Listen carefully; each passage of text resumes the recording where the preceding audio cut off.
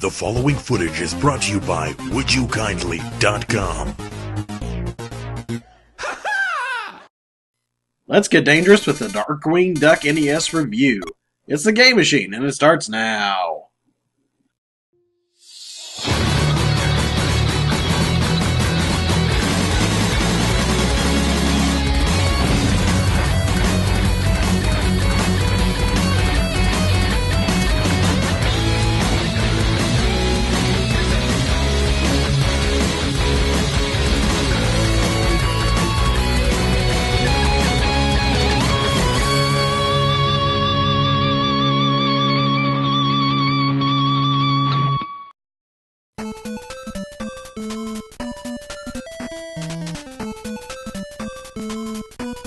Growing up and turning on the TV was one of the coolest superheroes, and his name was Darkwing Duck.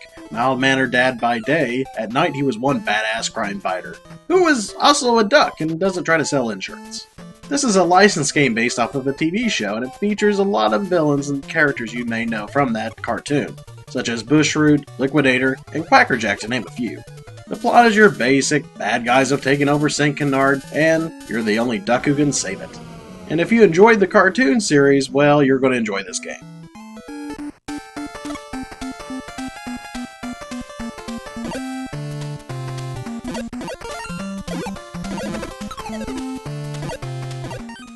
This game came out in 1992. At that time, the SNES had taken over, but the NES was not forgotten.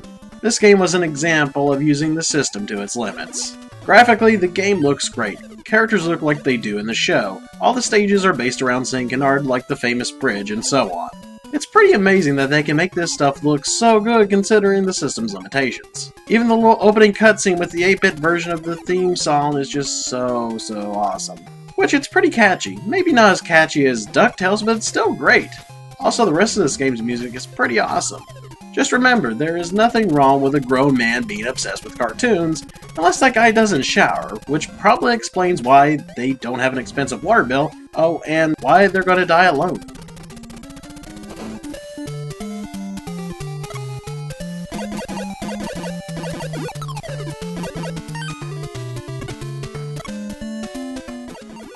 Capcom decided to mix a little Mega Man with some elements of the DuckTales games. The part that's Mega Man is the platforming and using the gas gun, which is Darkwing Duck's trademark weapon.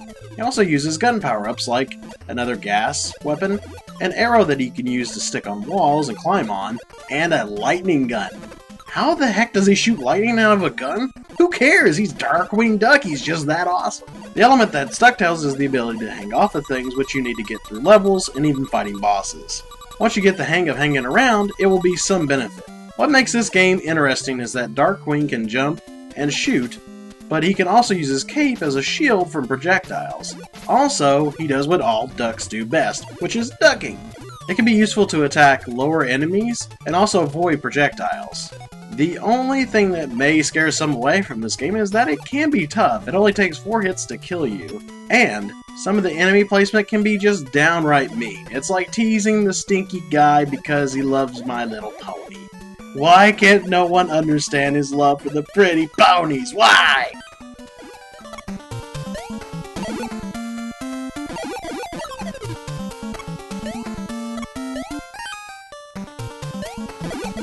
This game is a no-brainer if you love good platformers, and also if you loved the show growing up. Capcom treated this game and the series with the respect that it deserves. Get your copy for the NES, and there is even a Game Boy port that is just as much fun. So what are you waiting for? Let's get dangerous and game on!